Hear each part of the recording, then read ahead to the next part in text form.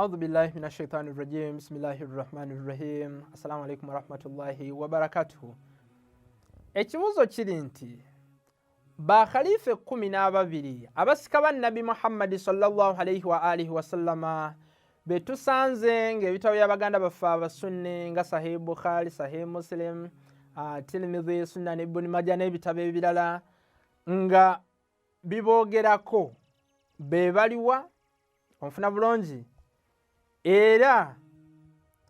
baliwa mu bitabo ebyo byennyini abatuufu be baliwa bakhalifa be 12 Nabbi Muhammad sallallahu alayhi wa alihi wa sallama bagamba kati nga Sahih Bukhari volume ey'omwenda hadisi 329 hadisi reporting wa Jabir ibn Samura agamba nti sami'tu Nabbi sallallahu alayhi wa alihi wa sallama nawulira Nabbi Muhammad sallallahu alayhi wa alihi wa sallama ng'agamba onfuna bulungi ati ng'agamba yakunu 12 amira wajja kujja abakulembeze ba khalifu 12 nga nvuddewo nze Nabbi Muhammad sallallahu alayhi wa alihi wa sallam agamba nti Nabbi Muhammad nagamba ebigambo ebirala byeneerabira onfuna bulungi naye statement yasembayo agamba nti kulluhum min Quraish bonna nga bava mu Bakuraish nga Bakuraish. Hadisi endala negamba yali mu Musnad Ahmad ibn Hanbali volume ey'okutaano page 16 hadisi ntuufu zonna muganda nga wekitiibwa. Hadisi egamba nti yakunu li hadhihi umma 12 khalifa kulluhum min Quraish ofuna bulungi wajja kubeerawo abasika ba Nabbi Muhammad 12 mu umma y'Obusiraamu nga bonna bava nga bonna ba Quraish ofuna bulungi. Hadisi ntuufu kuba tugambye be baliwa kuba twagamba mu kusooka nti nabbi n'omusika we bateekeddwa okubeera nga batukuvu Suratul Bakara ya 224 nti ate Katonda yatonda era yalonda alonda nabbi n'abasika baabwe nga bwe mu Suratul-Lectures aya 68 ne mugundi kati nga mu Suratul Bakara ya 247 paka ku 248 talonda bannabbi bokka naye alonda n'abasika baabwe. Kati bantu ki bano abalondebwa Katonda nga tebagenze mu bifo nga Sakifa bennyini okwerondamu nga tulaba Sahaba. Hadisi endala yeeyongerayo era osobola okugisanga mu Sahih Muslim Arabic version kitabu al-Imara funa bulungi edition 10,908 ekitabo ekyo bakikubira mugundi bakikubira mu Saudi Arabia volume ya 3 page 1453 hadisi ya 6 egamba nti la yazalu al-islamu azizan illa 12 khalifa ofuna bulungi egamba nti obusiraamu buno bujja sigala nga bugenda mu maaso ofuna bulungi bujja sigala nga bugenda mu maaso nga nabbi avuddewo n'abakulembeze nga babutwala mu maaso bali 12 nga bonna bava mu Quraish ofuna bulungi. Hadisi z'abaganda baffe basunni z'abaganda baffe basunni.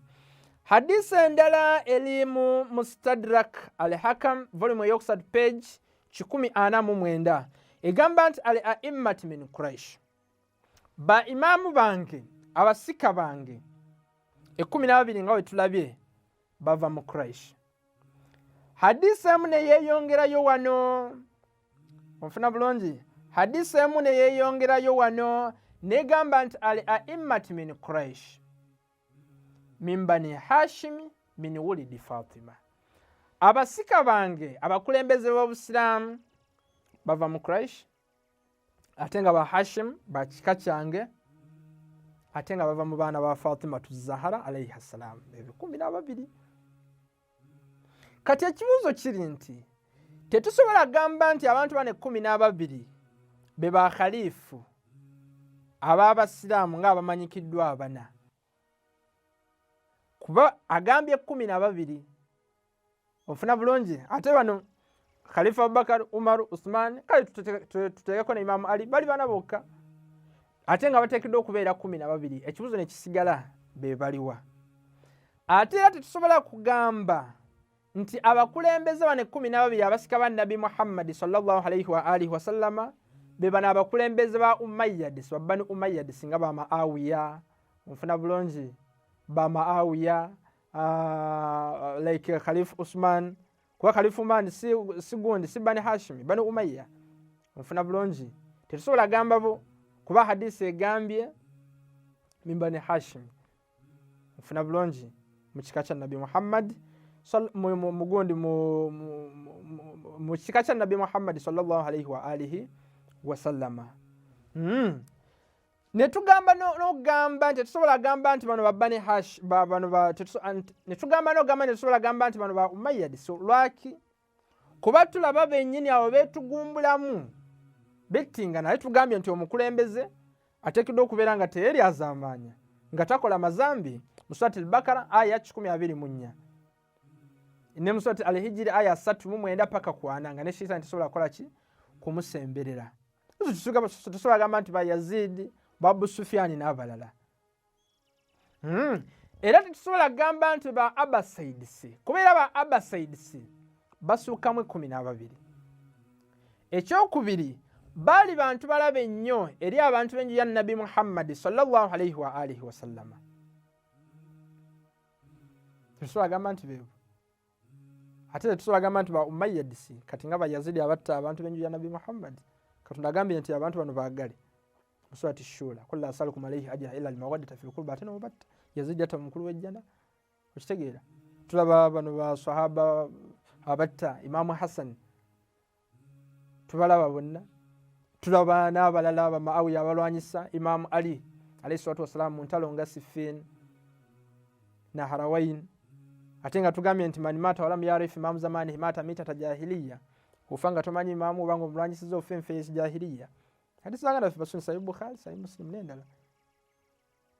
Kati ekibuzo era ne kisigala 12 bano Nabbi batugambye be bali wa muganda ng'ekitiibwa. Tugambye nti okutegeera teekeddwa okutunuulira amakulu ga Khalifu gategeeza ki omusika asikira Nabbi woba omusika wa Nabbi ng'avuddewo Khalifu onfuna bulungi gw'ogamba nti Khalifu fulani waavaawo ne wayitawo ebbanga nga tewali musika we awo amakulu ga Khalifa gaba tegakyaliwo kuba twagamba mu Surati al-Baqara aya 233 nti wa alal warith mithlu dhalik omusika asikira buvunaanyizibwa immediately ng'onaavuddewo ateekeddwa okubeerawo ate ne tugamba ateekeddwa okubeera ng'alondebwa Katonda nga we tugambye mu Surati al-Kasas 68 oba Nabbi oba si Nabbi ateekeddwa okubeera ng'alondebwa kati nga Taaluuti si Nabbi naye Katonda yamulonda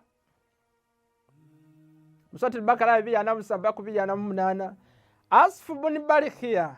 si Nabbi naye okubeera nga ye ambasada wa Nabbi Sulaiman Katonda yamulonda nga tuli mu Surati an-Naml aya 4-45 n'olwekyo bano be baliwa ba Khalifa 12 Katonda yabalonze nga tebeeronzeemu bennyini. Tulaba ahadisi nnyingi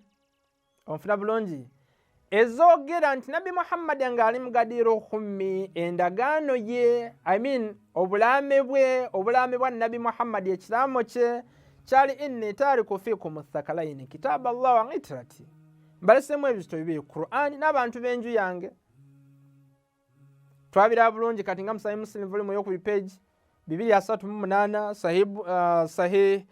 Tirmizi Musnad Ahmad ibn Hanbal ibn Majah n'ebirala mu misomo gyaffe gyakola ki ejayita. Ne tulaba nti bano ba Ahlul Bayt mu bulamu bwabwe nga be baali basinga empisa nga tusobola kubasangako obuzibu bwonna nti maybe ono yakola ezambi yakola ki nti maybe yatta gundi yakola ki bantu banjula Nabbi Muhammad sallallahu alayhi wa alihi wasallam. Ne tugamba nti mweyo hadisi ye Gadiru mulimu paati egamba nti mani kuntu maulahu fahadha aliyun maulahu. Nabbi kyogera directly nti buli abadde amanyi nti nze mukama we right now aliye mukama we. Twagamba nti ekigambo maula kitegeeza mukama wo kati nga tula mu Surati al-Baqara aya 257 Allahu waliyyu alladhina amanu yukhrijuhum min adh-dhulumati ila an-nuri. Katonda onfuna bulungi ye mukama waffe Allah subhanahu wa ta'ala. Tetusobola gamba nti Allah ye mukwano gwaffe fine amakulu agayinza okukola naye ng'amakulu g'omunda Allah ye mukama waffe alina obuvunaanyizibwa obutujja mu kizikiza okututeeka mu kitangaala. Gw'oyinza okubeera naye mukwano gwo naye nga talina buvunaanyizibwa bukujja mu kizikiza okukufuula okukuteeka mu kitangaala. N'olwekyo ekigambo mawula amakulu gaakyo amatuufu gategeeza mukama wo, tegategeeza mukwano gwo ng'abamu bwe bagamba nti mugadiru khumi nabbi yali alaga abantu nti ali ye mukwano gwe. Twakiraba bulungi bwe tutyo. Ne tugamba n'okugamba nti bano ba Ahlulbayiti 12 abasika ba Nabbi Mohammad sallallahu alaihi wa alihi wasallam be bano 12 nabbi bagambye kuba be bajudde buli kimu empisa ennungi na buli kimu nga n'okubagoberera n'okubaagala Katonda yakifuula waajibu kyatteeka teweesalirawo mu Surati Shura 23. Naye okwagala abantu nga basahaba abamu n'abalala Katonda akiteekako charity condition nga waateeka nti maama bazadde baffe be basinga ekitiibwa nga Allah avuddewo ne Nabbi Muhammad sallallahu alaihi wa alihi wasallam tulina okubeera nga tubagondera. Naye mu Surati Ankabut aya 8 abanga aboogerako ateekawo charity bagamba ogenda mu shiriki togenda. Ne basahaba Katonda yabasimba mu Hudaybiya nga twa mu Surati Fatihi lakad radiyallahu anil mu'minina idh yubayyi'unaka tahta ash-shajara yabasiima yali pleased nabo kyovula tubayita radiyallahu anhum abamu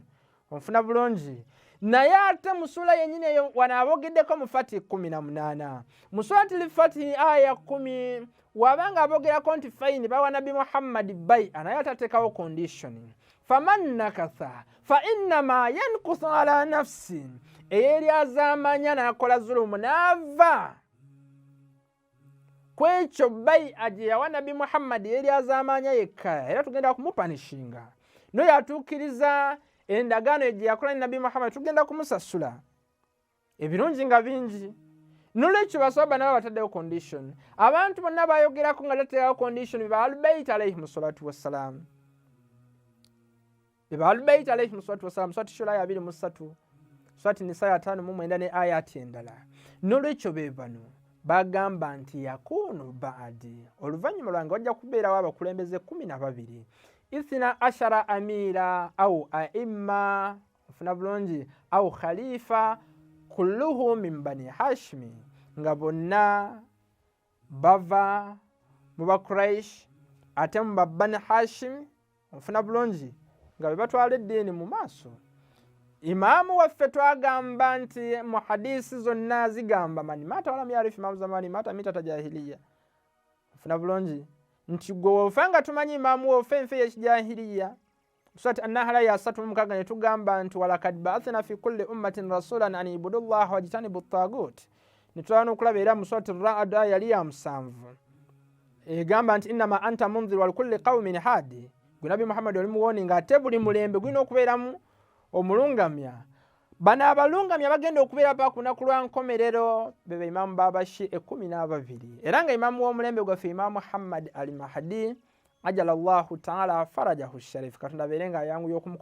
okumukomyawo okubeera nga aleeta obwenkanya mu nsi. Nsanze ne ahadisi nnyingi mu bitabo baganda baffe abasunni nga bonna zoogera bonna baimaamu bano 12 nga asooka ya Imaamu Ali, Imaamu Hassan, Imaamu Hussein paka Imaamu Muhammad Mahdi w'omulembe gwaffe 12. Ibn Abbas wabanga abuuza Nabbi Muhammad sallallahu alaihi wa alihi wasallam nti waman ulul amri minkum bano abateekeddwa okubeera nga tugondera nga we tukugondera gwe nabbi onfuna bulungi